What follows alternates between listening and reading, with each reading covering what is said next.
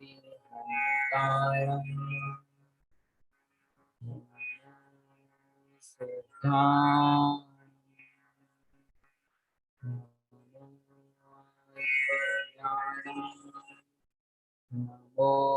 वैशायाणं नमो लोये सवसाहुणम् ऐसो पंचणमो यारो सव पावपणासनो मंगलाणं च सवेशं परमं हवै मंगलम। बंधुओं, हमारी चर्चा धन्य कुमार चरित्र पर चल रही है। धन्य कुमार चरित्र पुण्य पाप की विचित्रता को बताने वाला एक ऐसा चरित्र है जिसकी हमारी चर्चा चल रही है। इस चरित्र के अंदर हमने देखा था कि वो धन्य कुमार अपने पुण्योदय से उसको अनेक धन की सामग्री की प्राप्ति होती थी। हुआ यूं कि वो एक जंगल के अंदर आगे दिगंबर मुनिराज विराजमान थे। दिगंबर मुनिराज के पास जाकर के वो उनके दर्शन करता है और दर्शन करने के पश्चात उनका उपदेश भी प्राप्त होता है। उपदेश सुनने के बाद उसके मन में ऐसे परिणाम हुए, अरे मैंने पूर्व में क्या ऐसा पुण्य किया था जिसके कारण मुझे ये धन वैभव की प्राप्ति होती है। मैं वर्तमान में तो कोई पुरुषार्थ, कोई मेहनत आदि नहीं करता, फिर भी मुझे ऐसे धन की प्राप्ति क्यों होती है? और मेरे 7 भाई मुझसे ईर्ष्या क्यों करते हैं? और मेरी माता प्रभावती, उनको मेरे से इतना प्रेम क्यों है? मेरे भाई ईर्ष्या करते हुए कहते थे कि तुम जरा कमा करके लाओ तो तुम्हें पता चले। और इस प्रकार मुझे 100 दिनार दिए गए। वो 100 दिनार देकर मैंने अनेक चीजों खरीदी। अंत में मैंने एक खटिया चांडाल से खरीदी, लेकिन मेरे भाइयों ने उसका भी मजाक उड़ाया और उस खटिया को फेंक दिया। फेंकने पर उसके अंदर से हीरे मिले, रत्न मिले। ऐसे मुझे क्यों प्राप्त होता है? आगे चलकर मैं खेत में कौतूहलवश मैंने हल को जोता तो उसके अंदर भी कलश भी रत्नों से भरा हुआ, स्वर्ण से भरा हुआ मिला। वो तो मैं वही छोड़ करके आगे बढ़ गया, लेकिन वो किसान मेरे पीछे पीछे दौड़ा और वो रत्न से भरा, स्वर्ण से भरा हुआ कलश मुझे देने आया। हालांकि मैंने उसे स्वीकार नहीं किया।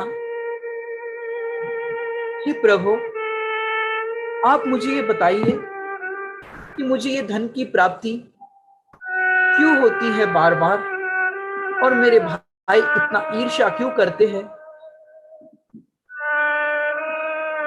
मुनिराज उनकी शंका का समाधान करने के लिए उपयोग में तो उनका लगा हुआ है, फिर भी उन्होंने अवधि ज्ञान के द्वारा जाना, क्योंकि शंकाएं, समस्याएं बाहर में है, इसका समाधान गुरुओं के पास है। समाधान के लिए गुरुओं के पास जाना चाहिए, क्योंकि उनके पास ही इसका उपाय है। और इसी प्रकार उसका उपाय गुरुजनों के पास ही मिलता है। उलझनों में उलझे वो बहिरात्मा है और इन देव गुरु के समीप में चला जाने पर उलझनें सुलझ जाती है। और जो गुरुजनों के पास नहीं जाते, मात्र सोचते ही रहते हैं आखिर ये क्यों हो रहा है। जगत में आश्चर्य भरी नाना प्रकार की घटनाएं जीवन में सुनने को मिलती है। उसका समाधान जिनवाणी के पास है, गुरुओं के पास है। जो भगवंतों से दूर गया उसका जीवन शंकालु शुरू हो जाता है और भगवंतों के सन्मुख हुआ तो निशंकित जीवन प्रारंभ हो जाता है। धन्य कुमार को मुनिराज को देख कर के प्रसन्न हुए थे। देव शास्त्र गुरु को देख करके प्रसन्न रहना ये व्यवहार आराधना है और उनके द्वारा दिखाए हुए आत्मा को देखकर प्रसन्न होना वह परमार्थ आराधना है। आत्मा को देखकर प्रसन्न नहीं हो पा रहा है तब तक उनको देख करके भी प्रसन्न नहीं हो सकता।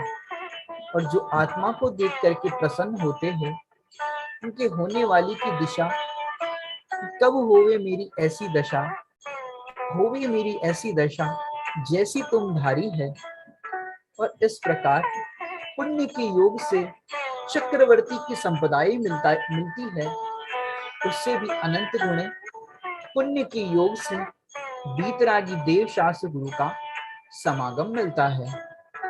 धन्य कुमार विचारते हैं, अभी तक पुण्य का उदय चल रहा था और आज दिगंबर मुनिराज के दर्शन हुए तो मेरे महापुण्य का उदय है।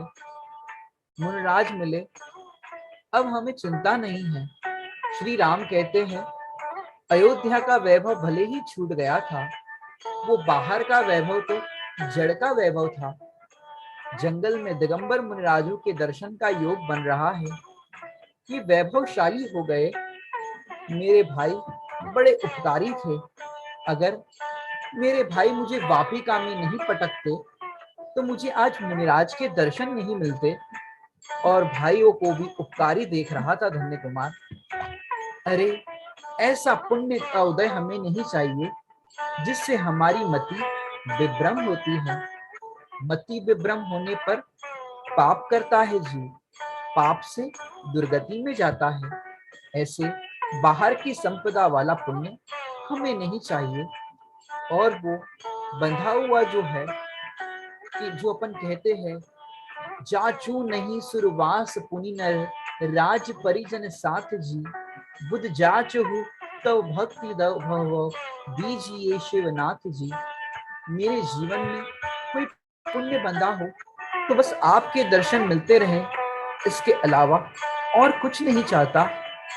और मुनिराज से जो प्रश्न या शंका उन्होंने प्रकट की थी, उनके चरण ही पकड़ लिए और उनके चरणों की रज अपने शीश पर धारण कर दी। और फिर मुनिराज ने कहा, अरे ये संसार इतना विचित्र है, इसमें नाना प्रकार की घटनाएं घटती है। पहला प्रश्न तो ये था कि ये संपदाएं मुझे अचानक क्यों प्राप्त होती है। दूसरा, माता का इतना स्नेह मेरे पर क्यों है और ये भाई मेरे पर इतना क्यों ईर्ष्या करते हैं। इसका उत्तर देते हैं मुनिराज, ये पुण्य का फल भी विश्वास करने लायक नहीं है। इसको छोड़कर तुम आत्मा की आराधना करो, क्योंकि जो प्रभावती तुम्हारी माता तुमसे प्रेम करती है, वही पूर्व भव में तुम्हारी माता मिष्ट दाना थी और तुम अकृत पुण्य थे। और तुम्हारी मातृभक्ति के कारण और तुमने देव पर्याय में होने पर भी अपनी माता को सांत्वना दी थी। इस कारण से तुम्हारी माता ने ऐसा निदान बंद किया था कि यदि मुझे मनुष्य पर्याय मिले तो मैं इसी पुत्र की माता बनना चाहूंगी। और वही निदान फलीभूत हुआ कि वो प्रभावती, जो तुम्हारी पूर्व भव में मिष्ट दाना माता थी, वही तुम्हारी इस भव में भी माता बनी है। दूसरा, तुम्हारे 7 भाई तुमसे इतनी ईर्ष्या करते हैं। इसका कारण तो यही है कि तुम पूर्व भव में जिस सेठ जी के यहाँ पर तुम्हारी माता काम करती थी, ये सेठ जी के वे ही 7 पुत्र हैं।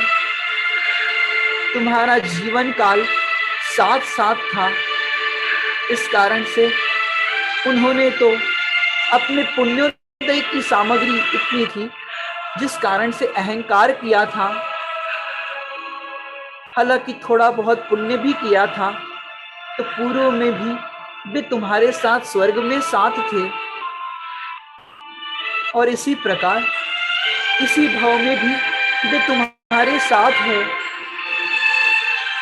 और वो सेठ जी पूर्व भाव के वे और कोई नहीं, इस भाव के तुम्हारे पिताजी है, धनपाल सेठ जी। हालांकि वे विराधना कर रहे हैं तो उनको विराधना का फल मिलेगा। यदि तुम इस पुण्योदय की सामग्री के अंदर इसको भला मान करके अटक जाओगे, तुम आराधना नहीं कर पाओगे। तुम उस पुण्योदय की सामग्री से भिन्न अपने आत्मा का अनुभव करो, क्योंकि आत्मा के अनुभव के बिना सारे संसारी प्राणी दुखी रहते हैं। तुम तो पुण्य पाप के उदय से न्यारे हो। ऐसी कथा सुनकर के धन्य कुमार का चित्त कांप उठा कि अरे, ये कैसे संसार के रिश्ते नाते हैं, कैसे पुण्य पाप की विचित्रता है। और फिर उन्होंने निश्चय किया, ये पुण्य का फल भी विश्वास के लायक नहीं है, इसे छोड़ करके सिद्धात्मा की आराधना करनी चाहिए। ऐसे उपदेश को सुन के धन्य कुमार सिद्धोपयोग की भावना पा रहे थे। आगे वे राजगृह की ओर चल दिए। अब हम आप सबको ले चलते हैं राजगृही नगरी की तरफ। और राजगृही में वो एक सूखा बाग था, उस सूखे बाग में जाकर के बैठ जाते हैं। अब बाहर से वो सूखा बाग था, राजगृही नगरी के अंदर उस सूखे बाग के अंदर जैसे ही धन्य कुमार के चरण पड़ते हैं, वैसे ही जो सूखा हुआ बाग था, उसके जो वृक्ष सूखे हुए थे, वे सारे वृक्ष हरे भरे हो गए। वहां पर हरियाली ही छा गई, उनके मात्र चरण पड़ने से हरियाली छा गई। वहां पर एक सेठ जी थे, जिनका नाम था कुसुम दत्त। उनका ही ये बाग था, जो कई वर्षों से सूखा था। और उसका एक सेवक था, माली था। वो इसी इंतजार में बरसों से था कि कौन सद्भाग्यशाली आएगा और उसके आने पर ये बगीचा हरा भरा होगा। और सेठ ने इसी काम के लिए उस माली को बगीचे की रखवाली करने के लिए और इसी कार्य के लिए नियुक्त किया था। और जिस घड़ी का इंतजार कुसुमदत्त सेठ जी कर रहे थे, आज वो घड़ी पूरी हो गई। वो सूखा बाग आज हरा भरा हो गया। और जैसे ही देखा उस माली ने, एक पुरुष इस बाग में आया है और उसके आने से पूरा बाग हरा भरा हो गया। कभी वो वृक्षों को सींचने लगता था वो माली, तो कभी कुछ करता था, लेकिन फिर भी वृक्ष हरे भरे नहीं होते थे। क्योंकि एक निमित्त ज्ञानी ने कहा था कि आपका ये बाग किसी धर्मात्मा वीर पुरुष के आने पर हरा भरा हो जाएगा। हजारों लोग इस बाग के अंदर आए, लेकिन अब तक हरा भरा नहीं हुआ, क्योंकि ये तो धन्य कुमार के निमित्त से होना था। ऐसे ही कितने ही द्रव्यों को लाते रहना, कुछ भी तू करता रहे प्रयास सुखी होने के, लेकिन जब तक तेरी परिणति इस शुद्धात्मा की अनुभूति से आनंद में परिणति नहीं होगी, तब तक ये आत्मा का जो उद्यान है वो भी हरा भरा नहीं होने वाला। क्योंकि जब तू अपनी परिणति में ये स्वीकार करेगा कि मैं आत्मा हूं, तब तेरे इस परिणति के उद्यान में सम्यक्त्व के पुष्प आदि खिलने वाले हैं। और जब तू अपने चैतन्य को जानेगा, अनुभूति करेगा, तब तेरा उद्यान भी इसी तरह हरा भरा हो जाएगा। जैसे ही उद्यान में प्रवेश किया था, वैसे ही हरा भरा हो गया। और वो बगीचा, सारे वृक्ष, वो माली भी सोच रहा था ये कौन आ गया। धन्य कुमार को भी लगा कि मैंने दूर से तो इस बाग को सूखा देखा था, लेकिन ये अचानक कैसे हरा भरा हो गया। चलो कोई बात नहीं, होगा कुछ, क्योंकि इतनी लंबी यात्रा करते हुए धन्य कुमार थक गए थे। उसका प्रवेश करने पर जैसे ये बाग हरा भरा हो गया, ऐसे आत्मा का श्रद्धान होने पर सम्यक दर्शन ना हो, ऐसा हो ही नहीं सकता। आत्मा को जाने तो हरा भरा जीवन हो जाएगा। आत्मा आराधक सदा प्रसन्न रहते हैं, उनकी दृष्टि निर्मल रहती है, परिणामों में विशुद्ध रहते हैं, और परिणति इसी प्रकार खिली रहती है। ऐसे ही जो कदम रखा तो कैसे हरा भरा हुआ। वो माली खुशी से झूम उठा और दौड़ लगाई, और दौड़ लगा करके सेठ जी के पास गया और कुसुम दत्त सेठ जी को बताया कि जो आप बरसों से जिस घड़ी का इंतजार कर रहे थे, आज वो घड़ी आ गई। हमारा जो बाग है वो हरा भरा हो गया। और सेठ कुसुम दत्त प्रसन्न हो जाते हैं, क्योंकि निमित्त ज्ञानी ने ये भी कहा था कि जिसके निमित्त से ये बाग हरा भरा होगा, उसके साथ तुम्हारी पुत्री का भी विवाह होगा। और सेठ कुसुम दत्त उनका स्वागत करने के लिए वहां पर आते हैं। धन्य कुमार तो इस बाग के अंदर विश्राम करने के लिए एक पेड़ के साथ टिक करके विश्राम कर रहे थे, और सेठ जी वहां पर हाथ बढ़ा करके आगे बढ़े और धन्य कुमार को देखा। कुत्ते में तो वो पंच परमेष्टि का स्मरण करने लगे, आत्मा का स्मरण करने लगे, हाथ पे हाथ धरे हुए थे और सेठ जी ने हाथ जोड़े हुए थे। और जैसे ही उनकी मुद्रा सुखद मुद्रा में बदली, उस समय क्या हुआ, उस समय सेठ जी हाथ जोड़ करके उनके सामने खड़े हो गए। क्योंकि पुण्यवंत नर जहां जहां जाए, वहां सहज ही आदर पाए। कि पुण्यवंत जी जहां जहां जाते हैं, वहां पर सहज ही आदर को प्राप्त होते हैं। क्यों ना प्राप्त होंगे। जो देव शास्त्र गुरु का आदर करता है, उनके तो ऐसे पुण्य की संपदाएं और लोक में आदर तो स्वयं ही प्राप्त होता है। जिसने देव शास्त्र गुरु का सम्मान किया, उसकी प्रकृति भी सम्मान करती है। वो वृक्ष भी मानो झुक करके कह रहे हो, हम आपका स्वागत करने के लिए तत्पर हुए हैं। और सारे वृक्ष हरे भरे हो गए थे। और सेठ जी ने धन्य कुमार से कहा कि निमित्त ज्ञानी ने हमसे कहा था कि ऐसे ऐसे कोई पुरुष आएगा, उसके निमित्त से बाग हरा भरा हो जाएगा। तुम कहाँ से आए हो, क्या है तुम्हारा परिचय। तो धन्य कुमार ने अपना परिचय बताया संक्षिप्त में। और सेठ जी ने कहा कि निमित्त ज्ञानी ने ये भी कहा था कि मेरी पुत्री का विवाह भी उसी से होगा जिसके निमित्त से ये बाग हरा भरा हो जाएगा।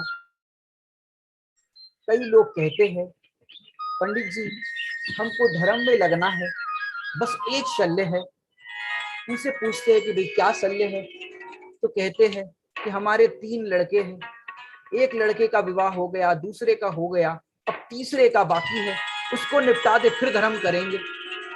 ऐसे विचार करते रहते हैं कई लोग। धन्य कुमार उस जगह पर गए, ना उनके पास धन सामग्री थी ना कुछ था, फिर भी देखो पुण्योदय से ऐसे निमित्त स्वयमेव मिल जाते हैं, धन संपदाएं स्वयमेव मिल जाती है। और सेठ जी ने उनसे कहा कि तुम मेरी पुत्री से विवाह करो, धन वैभव की हमारे पास कोई कमी नहीं है, इतना सारा धन वैभव है कि पूरा जीवन आपका आराम से चल सकता है। और सेठ जी ने ऐसा प्रस्ताव रखा। सेठ की कन्या सोच रही थी, भला इनसे मैं विवाह तो कर लूं, लेकिन ये वीर पुरुष है, ये कैसे पता चले। चलो पुण्यवंत है ये तो समझ में आता है, लेकिन वीर पुरुष है ये हमें कैसे पता चले। तो उस सेठ जी की पुत्री ने, उसका नाम था पुष्पवती। सेठ जी का नाम क्या था? कुसुम दत्त। और पुत्री का नाम क्या था? पुष्पवती। उसने परीक्षा के हेतु वहां पर, क्योंकि परीक्षा करनी थी, इसलिए परीक्षा के हेतु उनके पास एक थाली में मोती रखे और एक थाली में इस तरह से धागे रखे। मोती और इस तरह से धागा रखा और उनके सामने रख दिया। अब धन्य कुमार की परीक्षा थी कि वो पुण्यवंत के साथ साथ ज्ञानी भी है या नहीं। और क्या हुआ कि धन्य कुमार ने मात्र ये थाली दोनों देख करके अनुमान लगाया कि पुष्पवती क्या चाहती है। तो धन्य कुमार ने उसमें से एक धागा उठाया और मोती उठाए और मोतियों की सुंदर माला या हार उसके सामने बना करके प्रस्तुत किया। जिस प्रकार धन्य कुमार ने युक्ति के द्वारा उस धागे और हार के अवलंबन से सुंदर मोतियों का हार बनाया, ऐसे ही जो ज्ञान में ज्ञायक भाव को पिरोते हैं वो रत्नत्रय का हार बनाते हैं। और ये हार देख करके पुष्पवती प्रसन्न हुई और वरने को आती है। ऐसे ज्ञान में ज्ञायक पिरोया तो मुक्ति सुंदरी वरने को आती है। पुष्पवती वरमाला लेकर के आती है, तो जो कुमार शील की मर्यादा में बैठे हुए हैं धन्य कुमार, उनकी तरफ देखते तक नहीं। ऐसे धर्मात्मा तो मुक्त ज्ञायक की भावना भाता रहता है और मुक्ति की ओर तक नहीं देखता कि कब मोक्ष होगा, कब मोक्ष होगा। पुष्पवती ने वहां पर विवाह की तैयारी हुई थी और पुष्पवती और धन्य कुमार विवाह के लिए वहां पर तैयार हुए थे, विवाह की तैयारी हो रही थी। उतने में वहां पर पुष्पवती की सखी जो गुणवती थी, वो गुणवती भी, उसकी जो पुष्पवती की सखी थी वो भी इस विवाह में आई थी। वो कौन थी कि वो राजा श्रेणिक की पुत्री गुणवती थी। और इस प्रकार धन्य कुमार का पुष्पवती के साथ विवाह संपन्न हुआ। और उस विवाह के अंदर जो राजा श्रेणी की पुत्री गुणवती थी, वो धन्य कुमार के रूप को देख करके, गुणों को देख करके वो उन पर मोहित हो बैठी, उन पर रीझ गई। जैसे सुंदर परिणतिया ज्ञानी पर रीझ जाती है, क्षमा आदि गुण आत्मा में प्रकट हो जाते हैं, इस प्रकार उसके साथ भी ऐसा हुआ। और गुणवती कहने लगी उसकी सखी पुष्पवती से, सखी तू सौभाग्यशाली है, ऐसे धर्म परायण सौभाग्यशाली का तुझे योग बना है। श्री गुरु कहते हैं पर को वरने वाली सौभाग्यशाली नहीं है, सौभाग्यशाली तो वो है जो अपना उपयोग ज्ञायक का वर्ण करता है। सम्यक प्रकार से वर्ण करना यही संवर है। और ये तो संयोग जो हुआ है वो तो कुछ समय का है, उसका वियोग तो होता ही है, लेकिन इस ज्ञायक भाव का अनुभव होने पर इसकी अनुभूतियों का वियोग नहीं होता, क्योंकि आत्मा में स्व स्वामित्वमयी एक संबंध शक्ति है। अपना ज्ञायक भाव है तो वास्तव में अपना ज्ञायक ही अपना स्वामी है। और जो अपने गायक का वर्ण करते हैं वो कभी वैधव्य आदि दशा को प्राप्त नहीं होते। और धन्य कुमार और पुष्पवती का इस प्रकार विवाह जो हुआ था, एक बार धन्य कुमार राजगृही नगरी में घूम रहे थे और घूमते घूमते शाली भद्र सेठ की एक दुकान आई। वो अद्भुत तेज देख रहे थे। यह तो जैसे गुरुदेव का तेज सबको बहुत अच्छा लगता है। एक बार पूज्य गुरुदेव श्री मद्रास गए और पंच कल्याणक पांडाल में उनका प्रवचन हो रहा था। उनका प्रवचन तमिल भाषा के अंदर था। अब तमिल भाषा और यहाँ पर ये गुजराती बोलने वाले, फिर भी हिंदी में प्रवचन किया था। हिंदी में प्रवचन करने पर भी सोचो तमिल वालों को हिंदी का प्रवचन कैसे समझ में आए। लेकिन प्रवचन तो प्रवचन था। उनकी जो मुख मुद्रा थी, शांत भावों से वो जो प्रवचन कर रहे थे, सारे लोग उस प्रवचन को सुनने के लिए आतुर थे और उस प्रवचन को सुन रहे थे। और तमिल भाषा के लोग होने पर भी क्या हुआ कि उनके प्रवचन के अंदर सारे लोग मंत्रमुग्ध हो गए थे। 1 घंटा प्रवचन हुआ, पर सुई गिरे तो भी आवाज आए, वैसा शांतिपूर्वक सबने सुना था। और एक शास्त्री जी ने वो प्रवचन जो हिंदी में हुआ था उसका तमिल में भाव बताने के लिए खड़े हुए।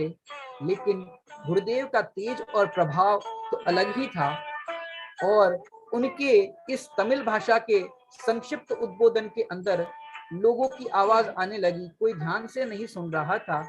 फिर लोगों से पूछा कि आपको कुछ प्रवचन में समझ में आया?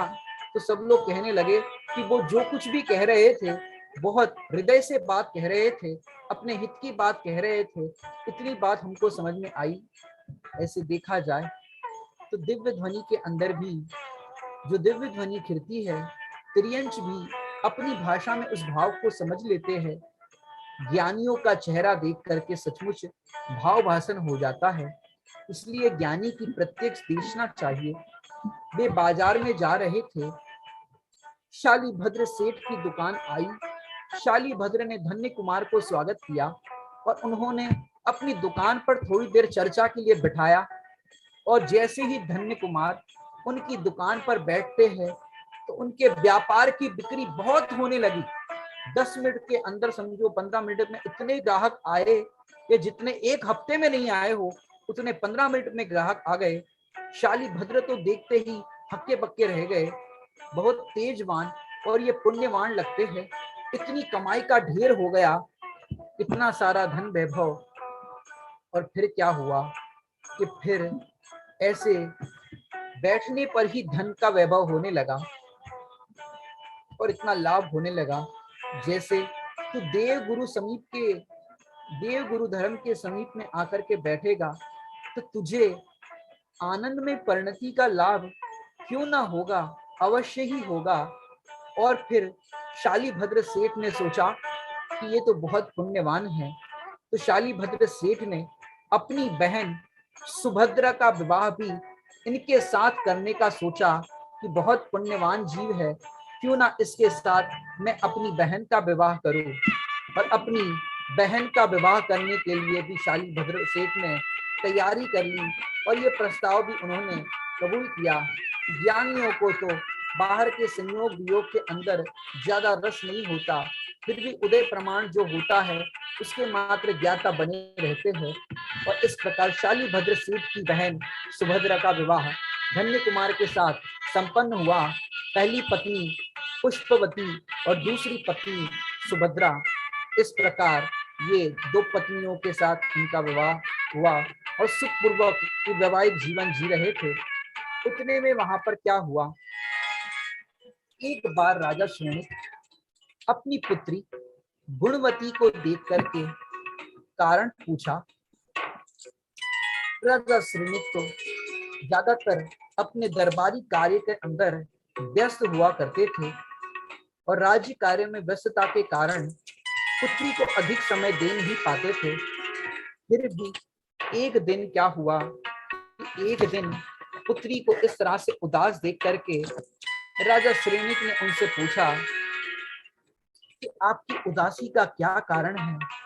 और इस प्रकार राजा उनकी पुत्री गुणमती से पूछ रहे थे और पूछ करके कहा, अब तुम विवाह के योग्य हो गई हो, तो हम विवाह के लिए अनेक कुमारों के प्रस्ताव जो आए हैं उसे देखते हैं और जो तुम्हें पसंद हो उसके साथ करते हैं।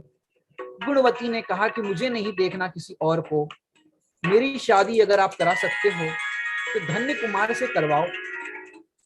आचार्य महाराज ने ऐसा कहा, अगर कन्या हृदय से जिसका वरण कर ले बस, अब तो वही मेरे स्वामी, इसके अलावा कोई नहीं।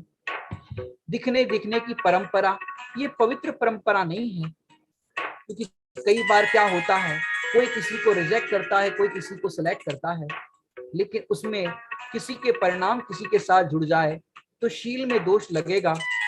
ना रिजेक्ट और सिलेक्ट करने की व्यवस्था अच्छी होती है, ये परंपरा ही नहीं। वास्तव में देखा जाए तो राजुल कह रही है, एक बार मैंने नेमीश्वर का वरण कर लिया, अब थोड़ी ना दोबारा विवाह करूंगी, भले ही विवाह नहीं हुआ था। ये तो नैना सुंदरी की परंपरा है, पिताजी कहे सो ठीक। लेकिन गुणवती सोचती है, अब तो अगर मेरा विवाह धन्य कुमार के साथ हुआ तो ठीक है, नहीं तो मैं साधना करूंगी, आराधना करूंगी। अरे भाई, पर का लक्ष्य करोगे तो दुख होगा, क्योंकि पर तो पर है, पर अपना नहीं होता, अपना मानने से दुख होता है।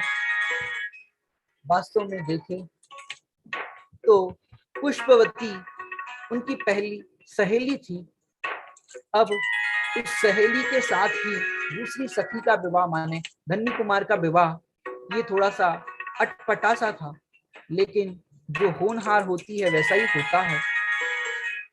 पुष्पवती से पूछा, बेटा ये पुत्री दुखी क्यों है?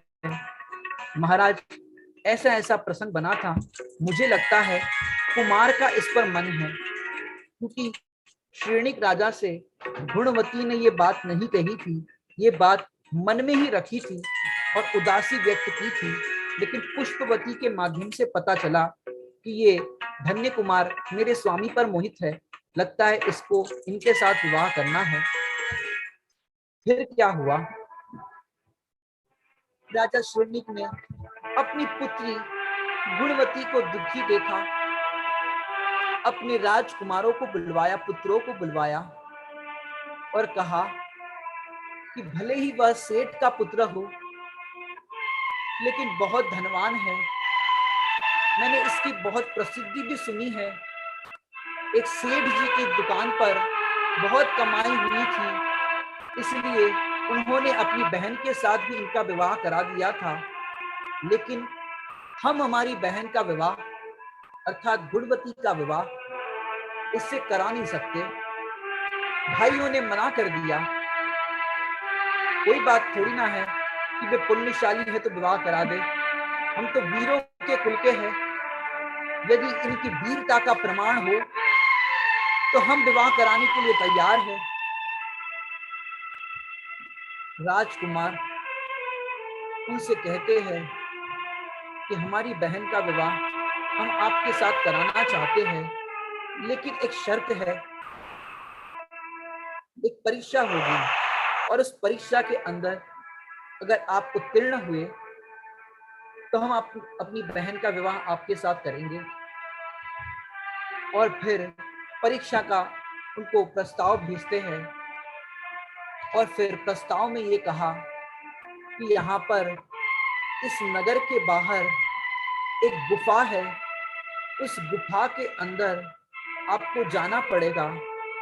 उस गुफा के अंदर आप जाओगे तो उस गुफा में आपको जो मार्ग है, उस गुफा में जाकर के आपको पूरी रात्रि उस गुफा में बितानी है, और आप पूरी रात्रि इस गुफा में बिताओगे तो वहीं पर आपको, क्योंकि अब तक जो भी गुफा में गया है वो कभी वापस लौट करके नहीं आया, यदि आप वीर हो, पुण्यवान हो तो आप वापस आ सकते हो, और यदि वीर नहीं हो, पुण्यवान नहीं हो तो हम कुछ नहीं कह सकते।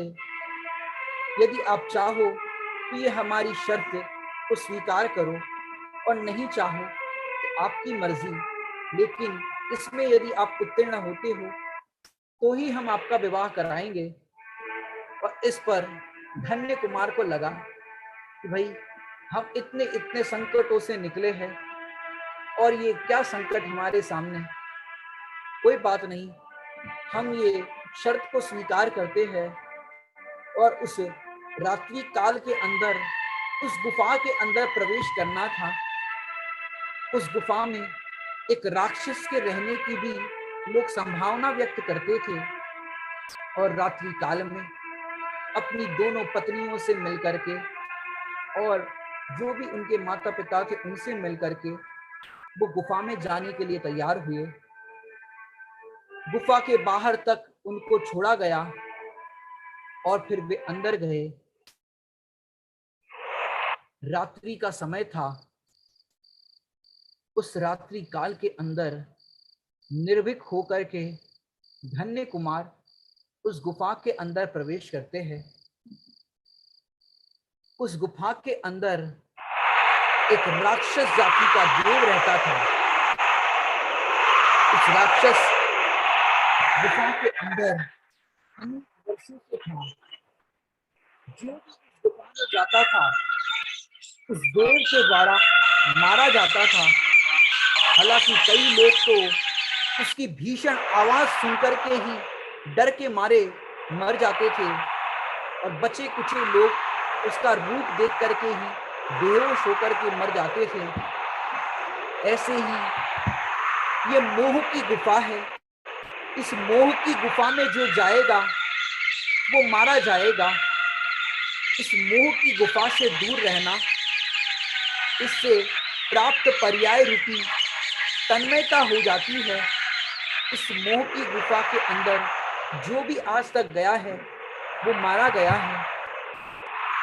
और फिर इस प्रकार उस गुफा में जैसे और आगे बढ़ता जाता है, पूरी रात्रि उसके अंदर बितानी थी।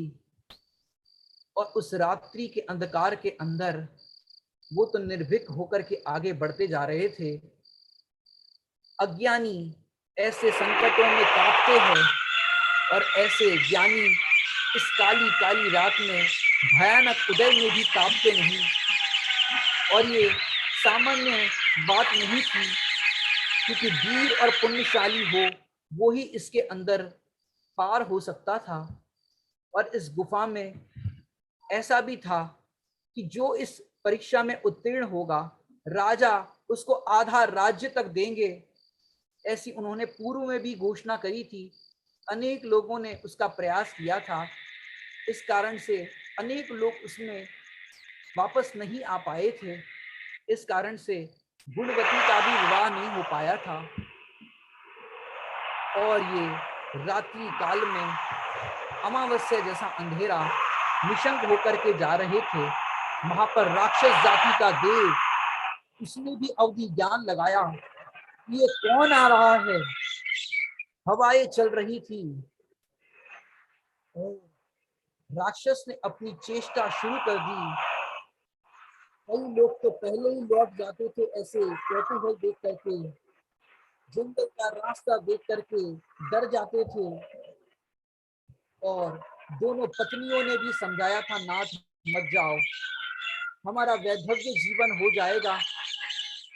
तो कुमार ने जैसे ही कदम रखा उस गुफा के अंदर, राक्षस पूरी चेष्टा करने लगा डराने की।